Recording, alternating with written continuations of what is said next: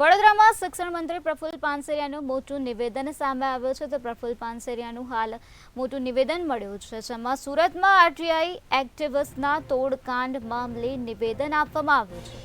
School સંચાલકને blackmail કરનારા સામે કડકમાં કડક કાર્યવાહી કરવામાં આવશે. શિક્ષણ મંત્રીએ અન્ય સ્કૂલ સંચાલકોને પણ અપીલ કરી છે. કોઈ વ્યક્તિ બ્લેકમેલ કરતો હોય તો શિક્ષણાધિકારીને ફરિયાદ કરો.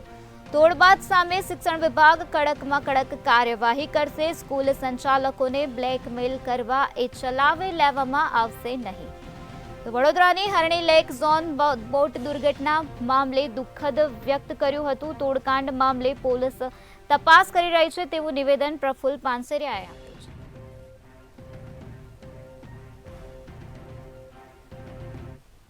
લેવા માંગતા નથી.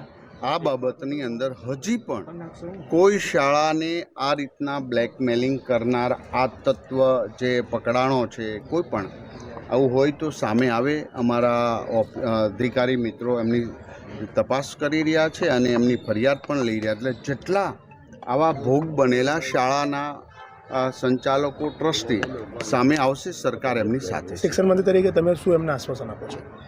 એ જ આશ્વાસન આપું છું. એમને કોઈ તકલીફ નહીં પડે, સામે આવે, એમને ન્યાય મળશે અને ફરી વખત આવા બ્લેકમેલરો ઊભા ન થાય તો કડક દાખલો બેસે. વડોદરાની ઘટના વિશે આપ જાણતા છો? વડોદરાના ઘટનામાં હું તે દિવસે રાતના અહીંયા હતો. ખૂબ સંવેદના સાથે એમને શ્રદ્ધાંજલિ મેં અર્પણ કરી હતી અને તપાસનો પોલીસ તપાસ શરૂ છે. Okay, thank you.